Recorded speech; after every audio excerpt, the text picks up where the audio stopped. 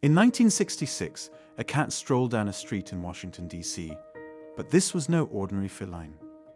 Hidden beneath its fur was $20 million worth of CIA surveillance equipment. Surgically implanted antennas ran along its tail, while a microphone was carefully positioned in its ear canal. Operation Acoustic Kitty was meant to revolutionize espionage. But just minutes into its first mission, the cat was struck by a taxi, ending one of the strangest military experiments in history. Yet this wasn't even close to the most bizarre attempt to weaponize animals for warfare. From explosive bats to dolphin spies, from anti-tank dogs to warrior bears, the military history of animal soldiers is filled with stories that seem too strange to be true. But these incredible tales reveal how far military forces would go to gain an advantage, even if it meant turning nature's creatures into weapons of war. Imagine you're a Roman soldier in 275 BC. You've trained for years, mastered your weapons, and learned every battlefield tactic. But nothing could prepare you for what you're facing. A line of massive war elephants charging toward you, their tusks wrapped in iron, wooden towers on their backs raining arrows. These weren't just animals, they were living tanks deployed by King Paris of Epirus in one of history's earliest recorded uses of animal warriors. The relationship between warfare and animals dates back to our earliest civilizations. The Egyptians trained baboons as ship guards and police auxiliaries. Ancient Chinese texts describe monkeys being trained to capture enemy flags. But it was the war elephant that truly changed the face of ancient warfare. These weren't just ordinary elephants with armor strapped on. Military elephants underwent years of specialized training. Handlers would gradually accustom them to the chaos of battle by beating drums and waving torches around them. They were taught to ignore pain, follow complex commands, and even use their trunks as weapons. Some armies would get their elephants drunk before battle, turning them into unstoppable berserkers that could break through any infantry line. But elephants weren't the only ancient animal warriors.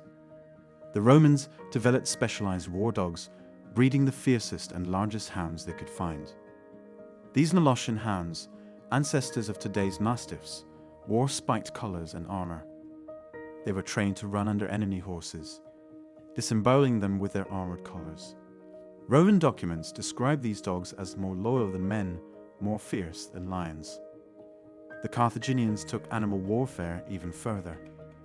During the Punic Wars, they deployed entire units of trained war monkeys. These animals would throw rocks and create chaos in enemy ranks. They even trained North African elephants to fight alongside them, creating history's first multi-species military units. But perhaps the most sophisticated early use of animal warriors came from an unexpected source: the humble honeybee. Ancient armies would catapult entire hives into enemy fortifications. Enraged bees would force defenders to abandon their posts, allowing attackers to breach the walls. Some armies even bred especially aggressive strains of bees specifically for military use. These early experiments with animal warfare taught military leaders valuable lessons about both the potential and limitations of animal soldiers.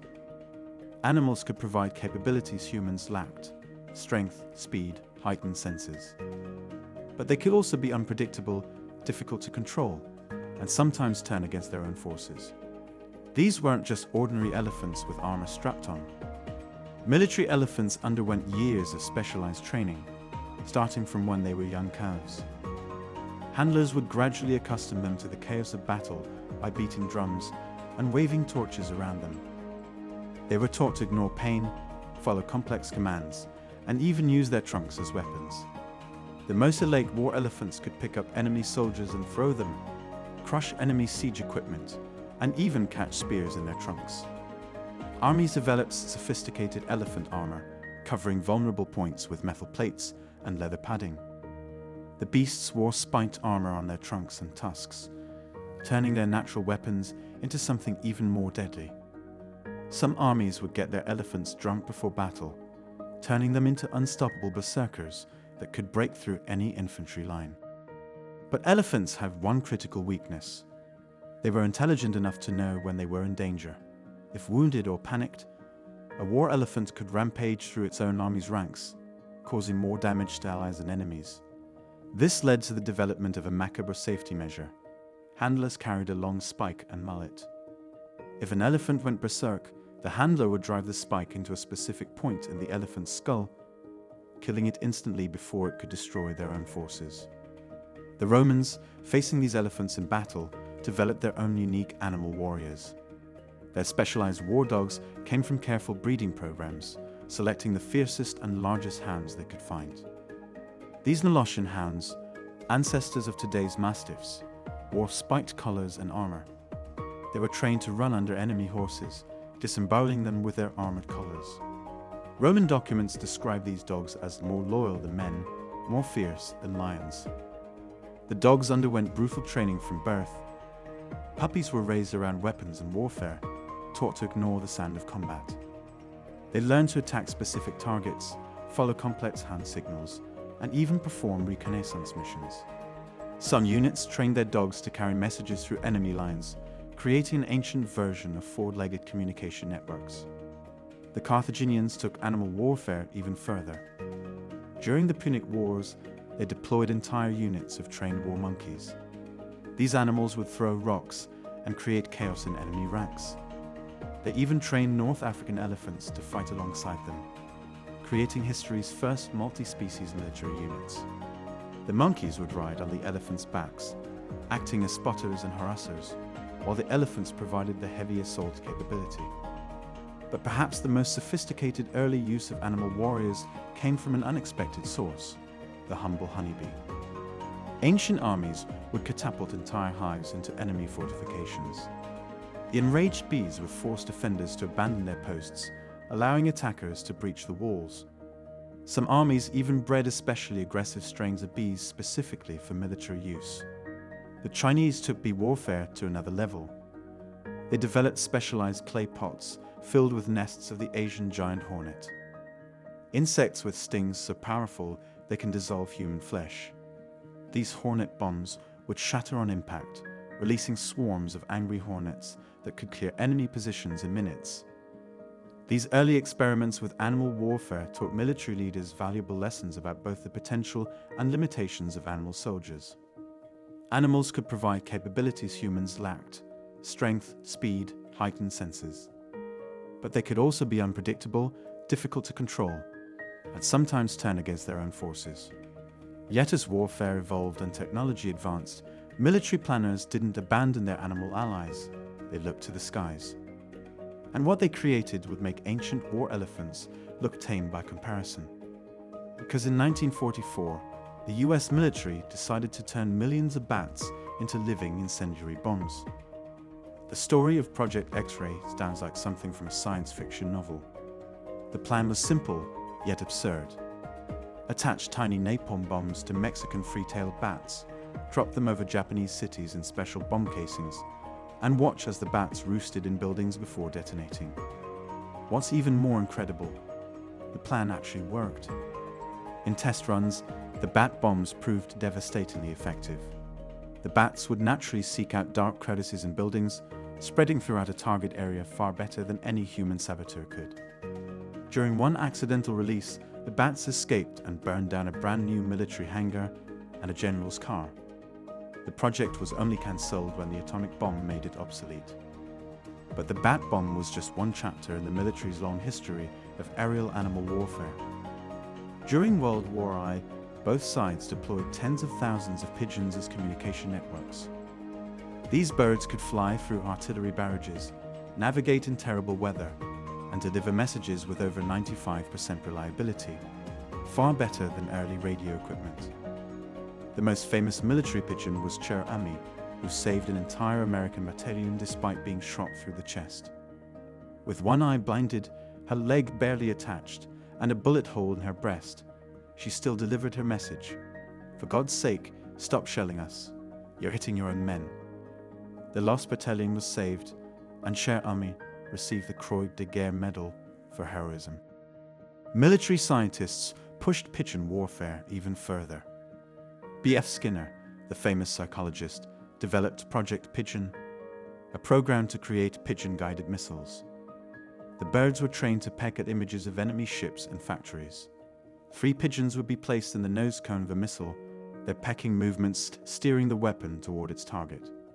The project actually worked in trials, but was cancelled because military officials couldn't believe pigeons could be trusted with such critical missions. The Germans experimented with their own avian weapons. They trained falcons to attack Allied messenger pigeons, creating aerial dogfights between birds. They also developed programs to train eagles to intercept enemy aircraft. Though these were abandoned when the eagles showed more interest in attacking their trainers than enemy planes. Perhaps the strangest aerial animal weapon came from the British. During World War II, they seriously considered a plan to drop boxes of venomous snakes over Germany. The snakes would be equipped with tiny parachutes and dropped in urban areas, causing chaos and disruption. The plan was only abandoned when someone pointed out that European winters would likely kill the snakes before they could do any damage. But not all aerial animal warriors were weapons. The US Coast Guard trained pelicans for search and rescue operations. The birds could spot people in the water from heights no human pilot could safely fly at. The pelicans were trained to distinguish between debris and human survivors, drop markers near people in distress, and circle above them until rescue boats arrived. The program was so successful that it led to the development of specific rescue protocols based on pelican behavior patterns. The military's fascination with birds extended into the Cold War era. The CIA developed a program called Tucana, using ravens and crows for covert surveillance. These highly intelligent birds were trained to carry tiny cameras and plant listening devices in areas where human agents couldn't reach. The birds' natural behavior made them perfect spies. They would suspect a crow perched on a windowsill was actually gathering intelligence. Even insects were drafted into aerial warfare. During the Cold War, the Pentagon investigated using moths to detect Soviet biological weapons. The insect's incredibly sensitive antennae could detect chemical agents in concentrations too low for mechanical sensors. Scientists discovered that certain moth species would change their flight patterns when exposed to specific chemical compounds, essentially turning them into living early warning systems. This led to an even more ambitious project, Operation Insectothopter. The CIA developed a mechanical dragonfly equipped with a tiny gas sensor and camera. While not a living insect, it was designed to mimic insect flight patterns so perfectly that real dragonflies would try to mate with it. The project ultimately failed due to the primitive technology of the time, but it laid the groundwork for modern microdrone development. Perhaps most remarkably, the British RAF maintained a secret bird unit throughout the 1960s and 70s. This unit studied how different bird species reacted to aircraft noise and radar signatures. They discovered that certain birds would consistently change their behavior minutes before mechanical radar systems could detect approaching aircraft. This led to the creation of early warning aviaries, special bird enclosures near key military installations where bird behavior was constantly monitored for signs of approaching threats. The Soviets countered with their own avian programs, including one that used albatrosses for maritime surveillance. These massive birds could glide for days without landing, covering vast stretches of ocean. They were equipped with miniature radiation detectors, helping the Soviet Navy track American nuclear submarines by detecting the slight radiation traces they'd left in their wake. Even today, military forces continue to work with avian allies.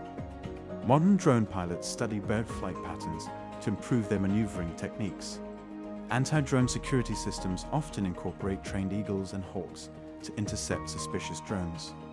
And in a strange twist of history, the US Air Force still maintains a squadron of Falcons, not for combat, but to protect air bases from bird strikes by keeping local bird populations under control.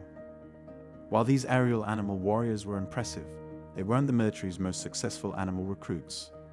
That honor belongs to a group of creatures who mastered warfare in an entirely different domain, under the waves. And when the US Navy decided to train dolphins as underwater soldiers, they created what might be the most effective animal warriors in military history. In 1959, the US Navy faced a serious problem. Soviet submarines were becoming quieter, harder to detect, and more lethal. Traditional sonar systems couldn't keep up. The solution they found came from the most unlikely source, a bottlenose dolphin named Noti. During early research work with dolphins, Navy scientists made an astounding discovery. Dolphins could detect underwater mines and identify different types of submarines using their natural echolocation abilities, with accuracy far surpassing any mechanical sonar system.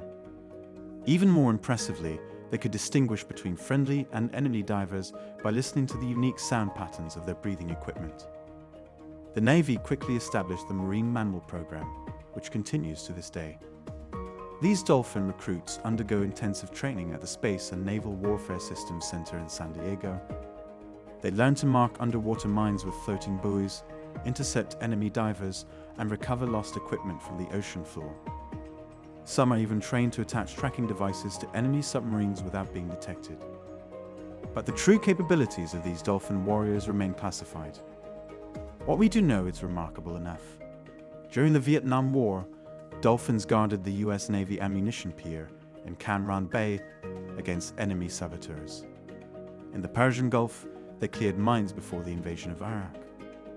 One dolphin team reportedly discovered a 19th century torpedo off the coast of California, something that had eluded human searchers for over a century. The Soviets developed their own marine mammal program, but with a darker twist. They trained dolphins to carry explosive charges and ram enemy vessels in suicide attacks. Some are equipped with hypodermic needles filled with carbon dioxide, trained to inject bubbles into enemy divers' bloodstreams. After the fall of the Soviet Union, Ukraine inherited this dolphin unit. In 2018, reports emerged that Russia had reclaimed these dolphins during the annexation of Crimea, considering them too valuable to leave behind. But dolphins weren't the only marine mammals recruited for military service. The US Navy also trained sea lions for underwater operations. These animals proved even more versatile than dolphins. Sea lions have incredible underwater vision, can dive deeper than dolphins, and possess remarkable dexterity with their flippers. They can actually handcuff enemy divers underwater using special cuffs designed for their flippers. Perhaps most impressively, sea lions can swim in absolute darkness and still complete complex tasks. They were trained to recover test torpedoes and other expensive equipment from depths of up to 650 feet, work that would be extremely dangerous for human divers. One sea lion named Luke became legendary for recovering $7 million worth of military hardware in his career. Beluga whales joined the underwater arsenal as well. Their ability to operate in Arctic waters, where dolphins and sea lions struggle, made them invaluable for under-ice operations. In 2019, Norwegian fishermen encountered a friendly beluga whale wearing a Russian harness marked Equipment of St. Petersburg. The whale, nicknamed Valdemar by locals, was believed to be a defector from the Russian military's marine mammal program. The US Navy even experimented with using sharks as living torpedo guidance systems. Scientists discovered they could implant electrodes in a shark's brain and control its movements. The sharks could be steered toward enemy ships with remarkable precision, potentially carrying explosive charges or surveillance equipment. The project was abandoned not because it didn't work, but because the sharks proved too slow compared to modern torpedoes. More successful was the Navy's work with spiny lobsters. These crustaceans possess an extraordinary sensitivity to chemical traces in water. Scientists found they could detect submarine fuel leaks at concentrations of 1 part per trillion, like finding a single drop in an Olympic-sized swimming pool. Special underwater lobster pens were established near important naval bases, with technicians monitoring the lobsters' behavior for signs of enemy submarine activity. Even humble clams were recruited for military service. Operation Blue Clam in the 1970s used giant clams as natural recording devices. These mollusks create growth rings similar to trees, but on a daily rather than yearly basis. By studying these rings, scientists could reconstruct the exact patterns of submarine activity in an area. The vibrations from submarine propellers would leave distinctive marks in the clam's shells. The most sophisticated underwater animal program involved teaching octopuses to manipulate underwater equipment. Their problem-solving intelligence and ability to squeeze through tiny openings made them perfect for maintaining underwater surveillance devices. One octopus reportedly learned to unscrew bolts from underwater panels, replace damaged components, and reassemble the equipment, all in complete darkness. These marine warriors continue their service today. The US Navy Marine Mammal Program remains active, with dolphins and sea lions deployed worldwide. The GAR nuclear submarines protect ports from underwater infiltration and assist in mine clearance operations. Modern technology still cannot match their natural abilities to detect and identify underwater threats. In fact, the program has expanded into new territories. Recent research focuses on understanding how marine mammals navigate using Earth's magnetic field, hoping to improve submarine navigation systems. Scientists study how dolphins communicate during complex tasks, applying these insights to develop better underwater communication networks for human divers. The ethical implications of using marine mammals for military operations remain controversial. Critics argue it exposes these intelligent creatures to unnecessary risks. Defenders point out that the animals receive exceptional care and are never forced into dangerous situations. They can refuse tasks without punishment, something human soldiers can't do. But while these aquatic operatives might be the most successful animal warriors, they weren't the most unlikely. That distinction belongs to a group of animals that no one would ever expect to serve in uniform, including a cigarette-smoking, beer-drinking bear who became an officially enlisted soldier in the Polish army, and a group of dogs trained to blow up Nazi tanks with their own bodies. In 1942, Polish soldiers encountered something strange at an Iranian railroad station. A young boy carrying a bear cub in a sack. The soldiers, part of a military evacuation from the Soviet Union, traded some canned meat, a pocket knife, and a few coins for the orphaned bear. They had no idea they were acquiring what would become one of the most remarkable soldiers of World War II. Named Wojtek, the bear grew up among the soldiers of the 22nd Artillery Supply Company. He didn't just live with them, he became one of them. Wojtek learned to drink beer, smoke, and eat cigarettes, and wrestle with the men. He would copy the soldiers by walking on his hind legs and saluting when greeted. But Wojtek wasn't just a mascot. He was about to prove his worth in combat. During the brutal Battle of Monte Cassino in Italy, Wojtek did something extraordinary. Seeing his fellow soldiers struggling to move heavy artillery shells, the 500-pound bear began picking up 100-pound boxes of ammunition and carrying them to the gun emplacements. He never dropped a single shell. The bear's contribution was so significant that the Polish army officially enlisted him as a private, later promoting him to corporal. The unit's official emblem was changed to a bear carrying an artillery shell. But Wojtek wasn't the only unlikely animal recruit of World War II. The Soviets developed a program that would prove both ingenious and horrifying: anti-tank dogs. These dogs were trained to run under German tanks carrying explosives. A wooden lever on their backs would detonate the charges when it hit the tank's underside. The program seemed promising until its first major deployment of the Battle of Kursk in 1943. The Soviets hadn't considered one crucial detail. They had trained the dogs using their own tanks, which ran on diesel fuel. German tanks used gasoline, producing a different smell. Many of the dogs, confused by the unfamiliar scent, returned to their Soviet handlers, still carrying live explosives. The program was quickly abandoned after several Soviet tanks were accidentally destroyed by their own canine units. The British developed their own unusual animal weapons. Operation X-Turds used phosphorus-treated camel dung to create time-delayed incendiary devices. The natural materials made the weapons impossible to detect, and they could be scattered across desert areas where they would eventually ignite, creating widespread chaos behind enemy lines. Perhaps the strangest military animal program involved glowworms. During World War I, soldiers in the trenches discovered that collecting glowworms in jars provided enough light to read maps and messages at night without revealing their position to enemy snipers. The British Army began officially cultivating glowworms for this purpose, creating special worm farms behind the lines. The Americans experimented with using cats as spies during the Cold War. Operation Acoustic Kitty involved surgically implanting microphones, radio transmitters, and batteries into cats. The idea was that cats could wander near Soviet officials unnoticed, recording their conversations. The program cost over $20 million but ended after the first test when the cat was hit by a taxi just minutes into its mission. Military scientists even tried to weaponize insects in ways that seem almost unbelievable. The Pentagon's Project Insectodopter created a miniature surveillance drone disguised as a dragonfly. While not a real insect, it was designed to be so convincing that actual dragonflies would try to mate with it.